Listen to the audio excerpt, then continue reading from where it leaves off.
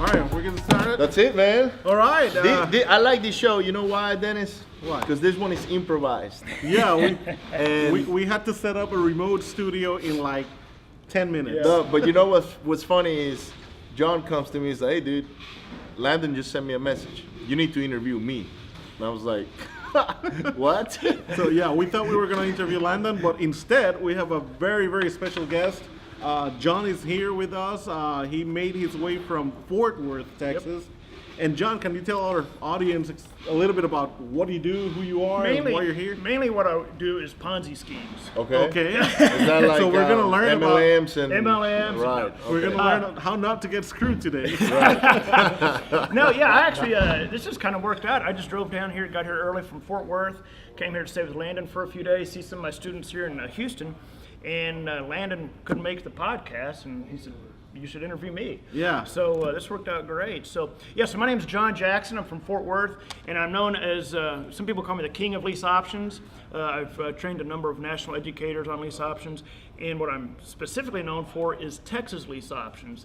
I tend to be the only educator that teaches lease options in Texas since 2005. Okay. So other educators will come to me to learn, or just send their students to me. So you have been doing this since before the whole bust of the real estate, where we know some rules changed regarding lease options, and you have been able to still, work your way around the legalities, and that's, I guess, what you're teaching your students, how to stay current with all the, Dodd-Frank and, all the legal lingo out there.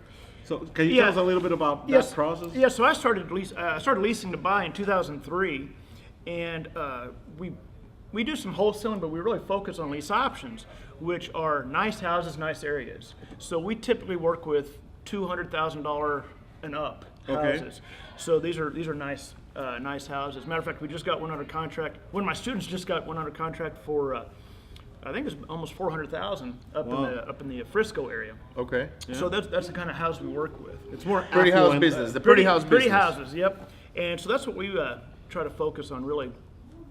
But yeah, so in 2005, Texas Property Code didn't address lease options. Mm-hmm. It addressed contract for deed after 2000. In 2000, a tornado went through downtown Fort Worth and took out the Bank One building and took out a neighborhood that may be called like a colonista. Everybody's doing owner finance there. Okay. Well, when those houses got taken out, that neighborhood, the investment company that sold those houses on contract for deed wasn't paying insurance. Okay. So in 2000 or 2001, actually, the laws changed because of that event. Because of that event, and so they changed about contract for deed, and so investors really just stopped doing contract for deed in Texas. Mm-hmm. Well, then fast forward to 2005, and they didn't address the lease options. Okay. And so what happened was the original draft of the bill was really more about contract for deed, changes to Title II, Chapter 5, but it did say that a lease option was an executory contract, and that you could not do an executory contract on a house that had a mortgage. Okay, let's take a step back, because let me pull the brakes real quick. Because I can just I spat this stuff off, and I can just bap. Who is John Jackson? Oh, sorry. We're in a time crush, so we're going like 100 miles an hour. I'm looking at my watch here, so I'm just trying to get as much as I can. So, so I started leasing to buy in 2003. My background was actually, I was a day trader, trading stocks. Huh, okay. And when I got into real estate and was looking at real estate, what I found is real estate has a lot of similarities to the stock market. And what I mean by that is there's so many ways you can make money in the stock market. Mm-hmm. Right. And there's so many ways you can make money in real estate. Correct. So you got to find, okay, what's my niche going to be? And so I knew I had to find my niche. And at the time, there wasn't a lot out there about lease options. But I liked the fact that there was no risk, no money involved, no credit or anything, and I can make money in real estate and help people at the same time. Right. And that's how I kind of found my niche as lease options, because there's no risk. And before stock market, what do you do? Before I did the stock market, this goes way back. Born. I was born. I was breastfeeding.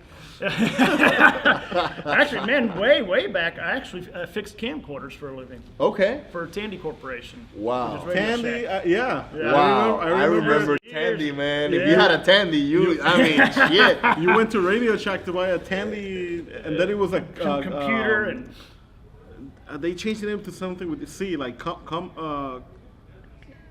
Compact. Compact yeah. Bob Tandy or whatever.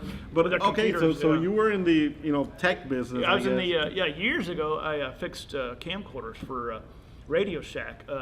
All the Radio Shacks across the nation would send me their camcorders, and I would fix them all. But I did that for years and years and got bored with it. But that's when I started getting into day trading. Wow. I Okay. see.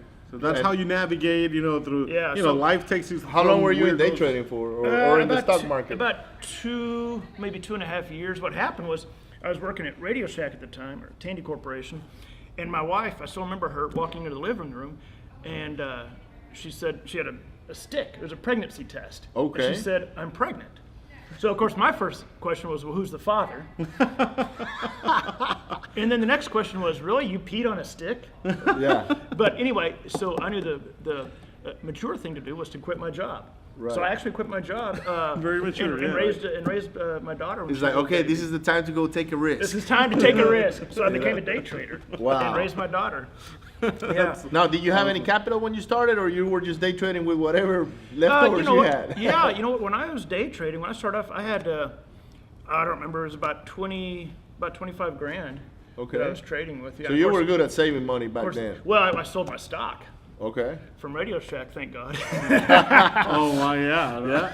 If But, you would have kept that, it'll be He like. cashed in. I cashed in and used my stock money to trade, and of course then I had margins. You know, Right. I was trading on margins, but it took a little while to navigate that and figure out what my technique in trading was going to be. And what I ended up doing was trading options. That's how I was making my money. Right, That's how I okay. was putting food on the table, was trading options. Cool. And then, so what got you to say, okay, you know what? There's this real estate thing. I'm gonna look into it.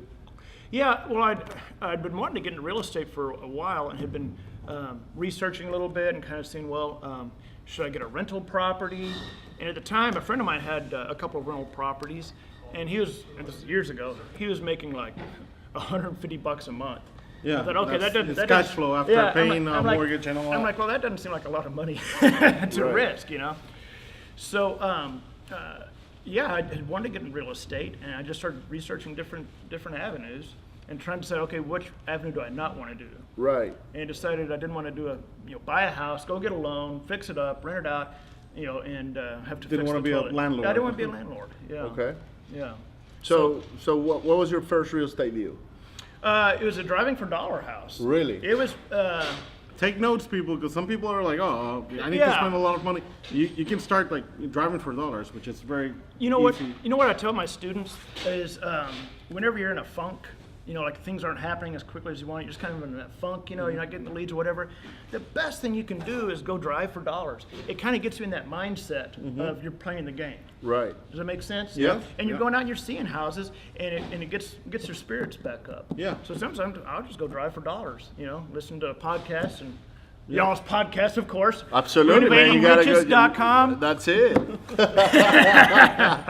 And just drive for dollars. But you don't have to spend money on marketing. But the first house I did was literally, I don't know, maybe not even a mile from my house. Okay. And I was driving somewhere, and I thought, you know what? I've never gone down this street before. And went around. There's a for sale by owner sign. It was a vacant house. I called the owner. Said, "But you want to do a short-term lease purchase? Full price, no commission?" He said, "Yeah." So I don't even know what contracts I had. God knows. But I didn't know. Napkin? Yeah. I mean, I don't remember how I even knew how to set the numbers. I probably screwed it all up. But within I put my little $38 aluminum sign in the yard. It said lease purchase and my phone number. And within 3 weeks, I made $3,500. Wow. So then the next house I did, driving for dollars. It was literally not even a mile from the first house. Yeah, you're I like, was gonna okay, if say I got the- one the on this back street, neighbor. Yeah. if I got one on this street, I'm gonna go ahead and conquer the next The street. next street. And it was, I'll tell you what, it was, that was really where things started to change. It was a home investor house. Okay. And so I called him, hey, would you want to do a lease purchase on this? And the guy said, yeah, sure. So I lease purchased it. Then they sent me another one. And soon they were sending Now- like a spreadsheet of houses. I want to stop here because I mean we have people that watch or are watching us right now or are later going to watch, and they have no clue what does it mean when you're talking about lease option. Okay. So we take a step back and Yeah. just do Well, lease option 101. What- a 10,000 feet view from what lease? Because I Okay. mean we don't have the time to go into the Yeah. details, but at least you know. Yeah, I'll cover real quickly the three types of lease options and then the one that I specialize in. So there's three types of lease options. There's a sandwich lease option, a straight lease option, and a lease option assignment.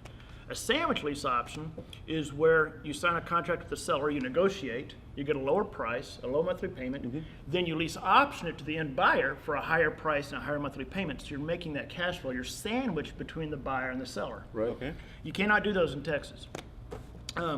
There's a straight lease option where if you just own the house and instead of renting it out, you offer it as a lease option. So they're paying you typically a little bit higher than monthly payment, and they've got the option to purchase it. And the buyer typically takes much better care of the property. Do you give credit to the tenant for? Yeah, we actually give a concession. So I'll cover that with the lease option assignment. So Okay. the third is the lease option assignment. That is where we have a homeowner that maybe has a $300,000 house. We give them a lease option contract for full price. We typically actually raise it a little bit. And then we assign our contract to the end buyer. And so then the end buyer they're leasing the property, they're giving us money down, typically about 4 to 5% down. And then they have the option to purchase it. And here's something that is really interesting.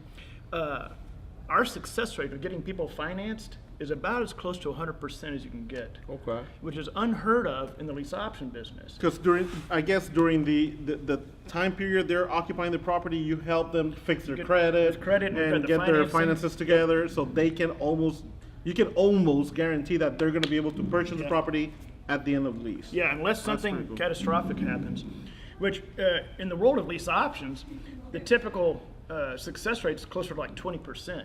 Getting people financed. Well, it's because people don't screen the tenants right. They don't set them follow up through. for success. So what we do is lease option assignments. So we get a contract with the seller, then we market that contract to our end buyer, who typically the people we're looking for may be very close to finance. Okay. Just need a little bit more time. We assign that contract to them. They pay us our 4 or 5% down, and then they're in the house and getting ready for finance. Okay. So it works out for the seller because they get full price, no commission, no haggling. The house is taken care of. Yeah. Matter of fact, the buyers actually get a home warranty. So there's no calls to the landlord. So it's very, very hands off for the owner. That's very interesting. And then we get them financed within 10 to 12 months. Looks like I need to learn something new here. We all need to. Yeah. Lease option, guys. So all right. How many lease options have you done? Over 600. 600. Over. Since 2000 what? Three. So that's what And a with ratio with of my what? students, it'd be over 1,000. Right. Okay. Do you want to talk a little bit about that side, of the business? Your students, how do they get in contact with you? Oh yeah. So I'm known for Texas lease options, but I teach people across the U.S. But you can find me at leaseoptionclasses.com. That's our training site. There's got some videos there. And we're going to put a link on the video when Yeah. we edit it and it goes to YouTube, so you'll be able to find it down there. Yeah, so you go to leaseoptionclasses.com. You can actually get my full training course there. It has contracts, everything you could possibly want. Okay. But the great thing about lease options, I think everybody needs to put lease options into their tool belt, because if you look at wholesalers, which we do some wholesaling, so many of the leads are not wholesale deals. Right. Yeah. And the owner doesn't have the equity, or it's a nice house. And you just let them go. I mean, And they it's- would just throw them away. So I actually pay wholesalers for their leads. That their they don't skinny that they don't take. the one they they don't know. don't pursue. Yeah, the ones that they don't know what to do with, Okay. they'll bring them to us, and I'll pay them for them, because we don't need the equity. Right. So for wholesalers out there, this is another venue you can try. Just send the leads you don't want to work, just send them to John, and I'll pay, take- I guess I'll- you'll pay them like a referral fee or something. I'll pay you a referral fee, right? That's how it works, man. Word of mouth. But so lease options are great. There's no risk. You're assigning the contract. Now, some people call them. My friend that I trained Joe McCall back in '09, and he's done very, very well. He calls it wholesaling lease options, which is a little bit of a misnomer, but wholesaling lease options, link option, lease option assignments, they're all the same thing. Okay. Yeah. Good deal. Ricardo, I don't know if you get any questions. This is going to be quick because we're about to get started with the actual RIA event here. Yeah, we're actually at the 713. hotel here. If you're watching us live, come on over to AirTex and I-45. This is the Holiday Inn The Holiday Inn Express. Express. We're at the 713 REI, and the room is already getting filled in. So people are showing up early. It's gonna be a great meeting. They got Robin Thompson, Right. who I've known for a Queen while. of Rehabs. Yeah, and I've never actually seen her speak. Me So neither. I'm really looking forward to it. As long as I've known her, I've never seen her speak. I brought pen and paper, so I'm going to be taking a Yep. lot of notes. And for those who can't attend live, it's going to be broadcasted by our Facebook page, Renovated Riches. So just stay tuned, and then we'll go live with the presentation from Robin and the whole meeting tonight. I think we should talk about me more. Absolutely. I completely agree, man. So John, look, last thing, if you wanna, we already have your webpage, phone number, email, where people can reach out to you and learn more about this fantastic world of lease So options. if you want to see the actual deals we do, you can go to leasingtobuy.com. You can see where we're actually doing deals. Okay. Matter of fact, my acquisition guy is probably back there loading a property right now that we just got under contract. If you want to learn about how to do lease options, you go to leaseoptionclasses.com. You can find me there. My number is 817-980-0068. all right, what's the process on a lease option? So you spot a property. Mm-hmm. What's next? Okay, so what'll happen is we'll do mailings. I do something unheard of in the industry. I actually send mailings to listed houses, Right. which is unheard of. But what'll happen is the owner will call us, and or our VAs will get the lead, and whatever they're asking for the house, we want to make sure that's going to appraise for that. We kind of get a feel, that's the value of the house. Right.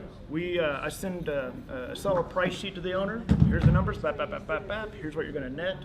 And once that looks good, send the contracts and get them signed and put a sign in the yard. And how do you work with the realtor that's listing the property?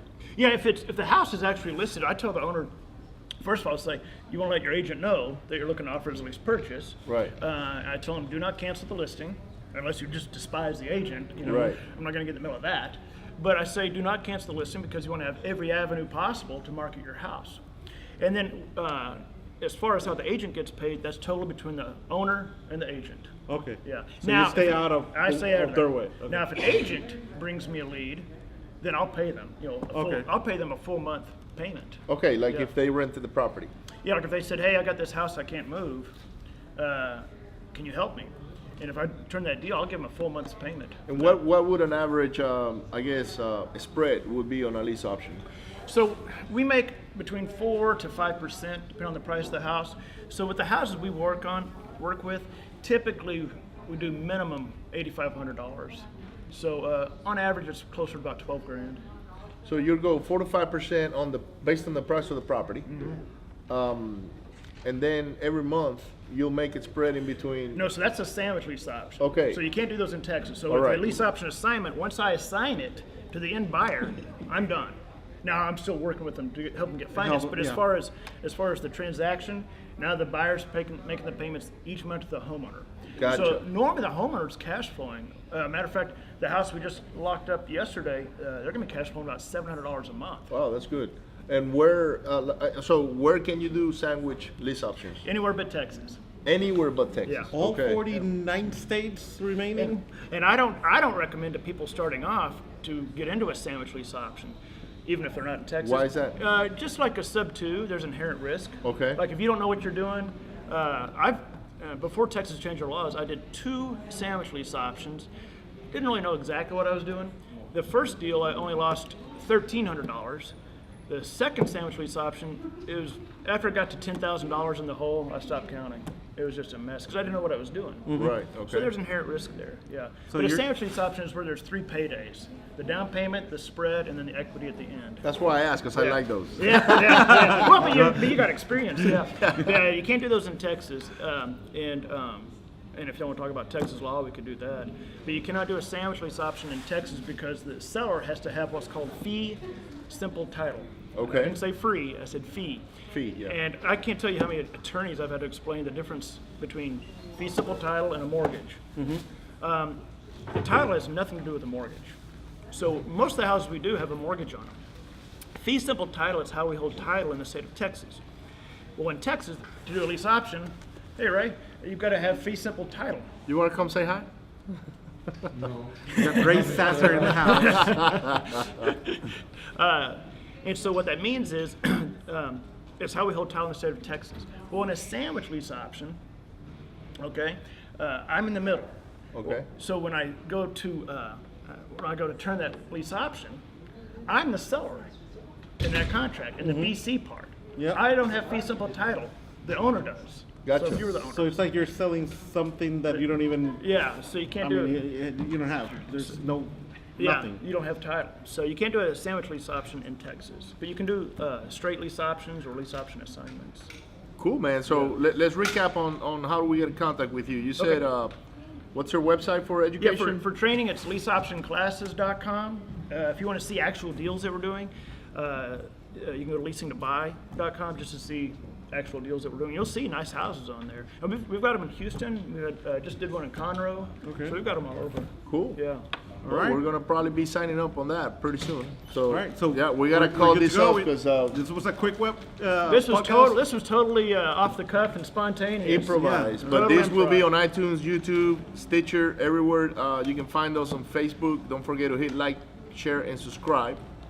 And with that being said, thank you so much, John, Thanks, for, John. Hey, guys. for This has been sitting fun. up and sharing your wealth of knowledge on the lease options. You bet. You bet. Thank you. It's been fun. All right, All perfect. right.